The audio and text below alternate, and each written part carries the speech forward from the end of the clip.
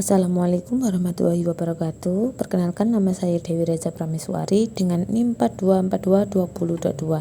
Saya dari PKSD 2022E. Nah, ada macam-macam materi, yaitu yang pertama pengembangan instrumen tes, dan yang kedua analisis butir soal, yang ketiga pengolahan hasil belajar.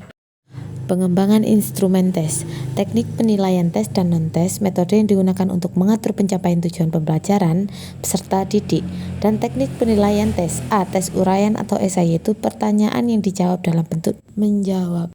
Teknik penilaian tes. B. Tes objektif dibagi menjadi beberapa macam, diantaranya ada soal pilihan ganda, soal benar atau salah, matching atau cocokan numerik.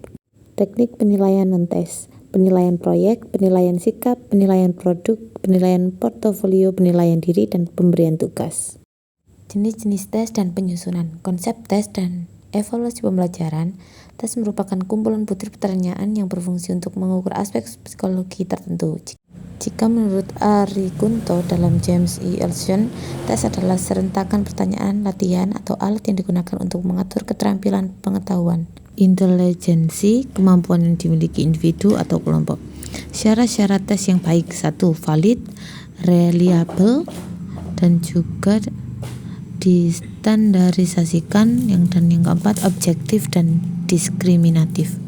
Jenis-jenis tes. Menurut Gufron dan Sutama 2011, 1. Tes seleksi, 2. Tes awal dan akhir, 3. Tes diagnostik, 4. Tes formatif, 5. Tes sumatif, 6. Jenis tes individu dan kelompok, dan yang ketujuh, jenis tes menurut jawaban.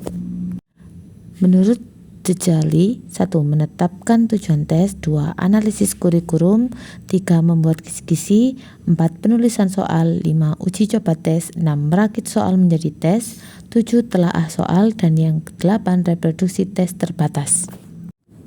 Analisis tingkat kesukaran dan daya beda. Evaluasi pembelajaran adalah suatu penilaian atau kegiatan yang dilakukan dalam rangka mengukur derajat keberhasilan setelah mengikuti kegiatan pembelajaran dengan menggunakan instrumen dan kemudian hasil yang diperoleh. Tujuan hasil evaluasi pembelajaran: 1. Memberikan informasi tentang kemajuan siswa. Yang kedua, memberikan informasi yang dapat digunakan untuk membina kegiatan belajar siswa lebih lanjut.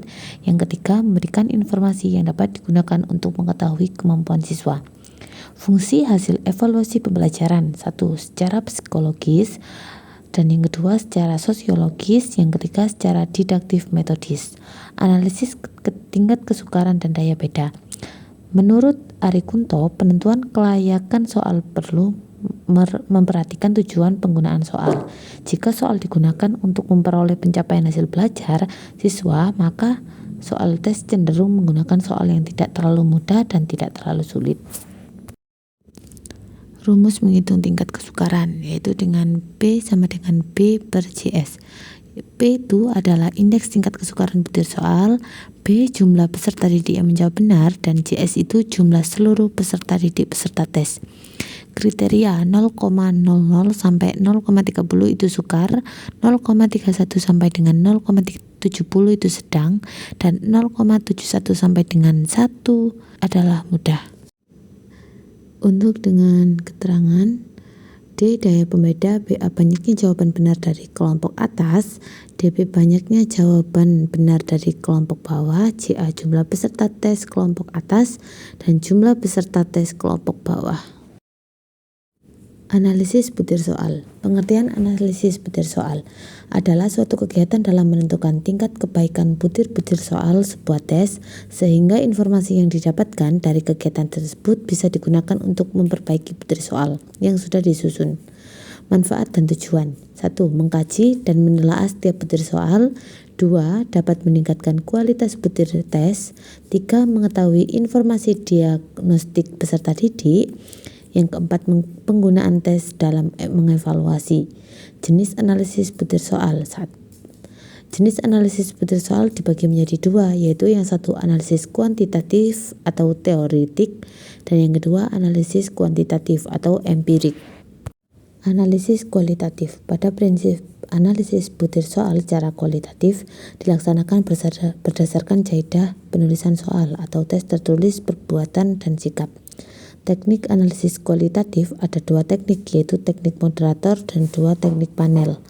Analisis kuantitatif, analisis ini dilaksanakan dengan mengukur beberapa kriteria kualitas soal, diantaranya adalah validasi reliabilitas, tingkat kesukaran daya pembedaan, dan efektivitas pengecoh dan fungsi distraktor.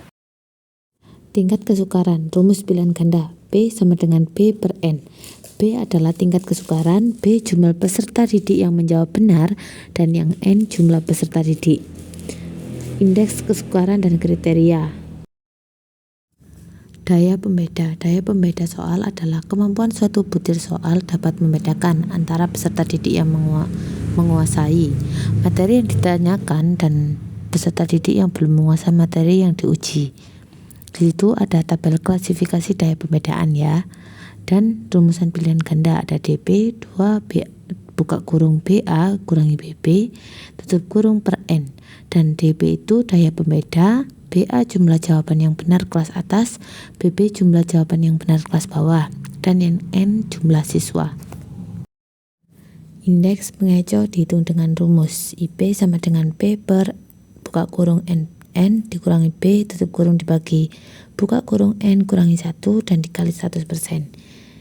IP itu indeks pengecoh, P itu jumlah peserta didik yang memilih menghitung, N jumlah peserta didik yang ikut tes, B jumlah peserta didik yang menjawab benar pada setiap soal, dan yang N jumlah alternatif jawaban atau opsi, yang I bilangan tetap.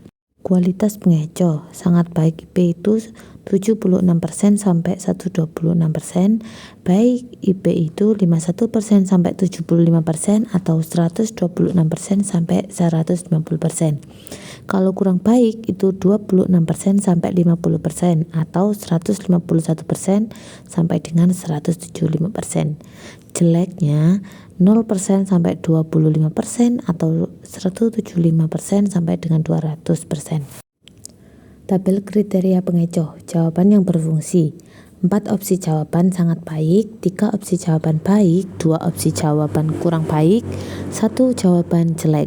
Tidak ada opsi jawaban yang berfungsi dan sangat baik. Pengolahan hasil belajar. Pengolahan hasil belajar siswa adalah proses menganalisasi, menafsirkan, dan menelusuri data atau informasi tentang hasil belajar siswa dalam bentuk angka, predikat, atau deskripsi. Tujuannya adalah untuk memahami seberapa baik siswa itu mencapai tujuan pembelajaran yang telah ditetapkan, untuk menentukan langkah-langkah apa yang harus diambil untuk meningkatkan pembelajaran siswa di masa depan. Teknik pengolahan hasil belajar ada 3 aspek, yaitu ranah kognitif, ranah aspek, ranah psikimotori. Ranah kognitif merupakan ranah yang berkaitan dengan pengetahuan Bloom, membagi dominan kognitif menjadi 6 tingkatan dari kemampuan terendah ke yang kemampuan maksimal. Teknik dan penilaian ranah kognitif, yaitu pengelolaan dan penilaian ranah kognitif atau pengetahuan disampaikan pendidik dalam bentuk angka, predikat, deskripsi. Nilai pencapaian diolah secara kuantitatif dengan menggunakan angka dengan skala 0 sampai 100 predikat atau di deskripsi capaian kemampuan peserta didik. Nah, di sini ada contoh tabel pengelolaan nilai ulangan harian. Di situ juga ada skala nilai penetapan predikat dan juga ada tabel nilai ulangan hariannya. Rumus mencari nilai rata-rata data tunggal dengan cara X sama dengan jumlah semua nilai per banyaknya data. Ranah afektif merupakan ranah yang berkaitan dengan sikap dalam penilaian K13, dan ranah afektif itu dibagi menjadi 2, sikap spiritual, sikap sosial.